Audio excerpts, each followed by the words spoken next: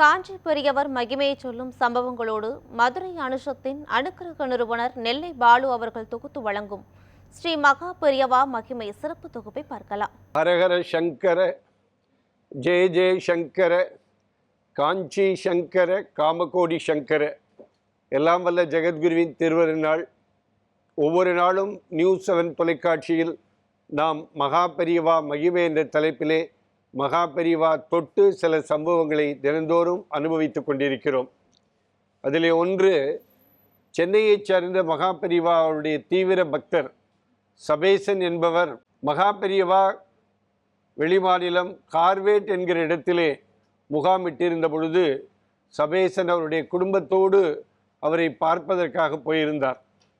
அப்படி பார்த்துவிட்டு மகா பெரியவாளை தரிசனம் செய்துவிட்டு அன்றைக்கு நடைபெற்ற சந்திர மௌலீஸ்வர பூஜையிலே கலந்து கொண்டு சாயங்காலம் அன்றைக்கு சூரியன் மறையத் தொடங்குகிற நேரத்தில் சென்னைக்கு புறப்பட்டு போகிற என்று பெரியவாடத்திலே உத்தரவு வாங்க போனபோது அப்படியே நமஸ்காரம் செய்துவிட்டு வருகிறேன் பெரியவா, உத்தரவு பெரியவா என்று சொல்லிவிட்டு அப்படியே கிளம்புகிற போது திடீரென்று மகா பெரியவா அப்படி சொடக்கு போட்டு சபேசா என்று கூப்பிடுகிறார்.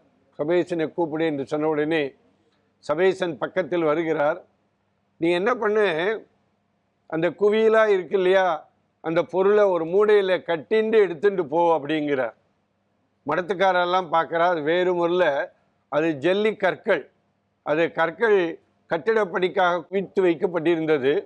அந்த கற்களை ஒரு மூடையில் பொறுக்கி எடுத்துட்டு போன்னு சொன்ன உடனே பெரியவா உத்தரவுப்படி சபேசன் அந்த கற்களை எல்லாம் ஒரு மூடையில் போட்டு கட்டி ஒரு பெரிய அரை மூடையை எடுத்துக்கொண்டு காரில் ஏற்றுக்கொண்டு அப்படியே போகிறார்.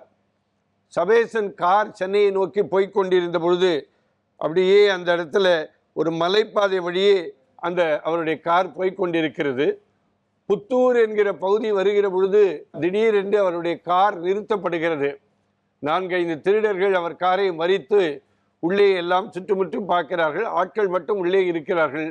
டிக்கியை திற என்று சொன்ன உடனே அந்த டிக்கி திறக்கப்படுகிறது. அப்படி திறந்தவர் டிக்கியை திறந்த உடனே பார்க்கிறார், டேய் ஒரு பெரிய மூடை இருக்குடா, அதில் தான் பணம் இருக்கும், நகையெல்லாம் இருக்கும், அதை எடுத்துட்டு நீ அவளை வழி அனுப்பி வச்சுடு அப்படின்னு சொன்ன உடனே அப்போ தான் சபேசனுக்கு தெரிஞ்சுது, அந்த திருடர்கள் எல்லாம் அதை வெறும் கல்லை மட்டும் எடுத்துட்டு சபேசனை அனுப்பி வச்சிடுறான்.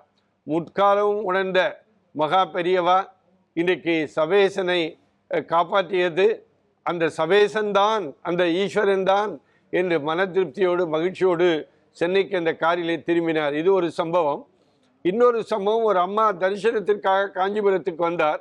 தரிசனம் எல்லாம் முடிஞ்சு அப்படியே அப்படியே லைனில் போயிட்டே இருக்கும்போது எல்லாருக்கும் பிரசாதம் தீர்த்தமெல்லாம் கொடுத்து முடித்த உடனே இந்த பெண்மணிக்கு மட்டும் பெரியவா என்ன பண்ணார், ஒரு மறிக்கொழுந்த கையில் கொடுத்து இதை வச்சுக்கோ அப்படின்னு கொடுக்குறார். பெரியவா கொடுத்த பிரசாதம் என்று நினைத்து கொண்டு அந்த பெண்மணி அந்த தன்னுடைய பர்ஸில் அந்த மறிக்கொழுந்து வைத்து கொண்டு ஊருக்கு புறப்படுகிற பொழுது பஸ்ஸில் வந்து கொண்டு இருக்கிறாள். திடீரென்று அவருடைய பர்ஸு பஸ்ஸில் காணாமல் போய்விடுகிறது. அந்த எடுத்த அம்மா, அந்த ஒரு அம்மா இடத்துல இந்த பர்ஸ் இருக்கிறது. அந்த எடுத்த அம்மா சொல்கிறா, இது என்னுடைய பர்ஸு. அதுக்குள்ளே இந்த திருடிய பெண்மணி அந்த பர்ஸில் எவ்வளோ பணம் இருக்கு எல்லாம் சொல்லி அதில் எவ்வளோ பணம் வச்சுருந்தமான்னு இந்த பெண்மணிகிட்ட கேட்க 4000 ரூபான்னு சொன்ன உடனே அந்த அம்மாவும் என்கிட்ட 4000 ரூபா தான் இருக்குன்னு எண்ணி பார்த்தா 4000 ரூபா இருக்குது, வேறு என்ன இருக்குதுன்னு இந்த அம்மா கேட்கிற பொழுது மகா பெரியவா ஞாபகம் வந்தது.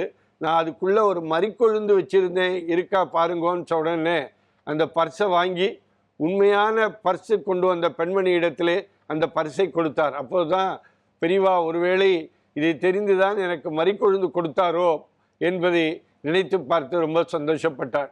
ஏனென்றால் எப்பொழுதுமே மகா பெரியவா முக்காலம் உணர்ந்த ஞானி. அவரை நாம் வழிபட்டால் நம்முடைய வாழ்க்கை வளம் பெறும். ஹரஹர சங்கர, ஜெய ஜெய சங்கர, காஞ்சி சங்கர, காமகோடி சங்கர. எல்லாம் வல்ல ஜெகத்குருவின் திருவருநாள் இந்த நாள் இனிய நாளாக அமைய அன்பு பிரார்த்தனைகள். ராம் ராம்.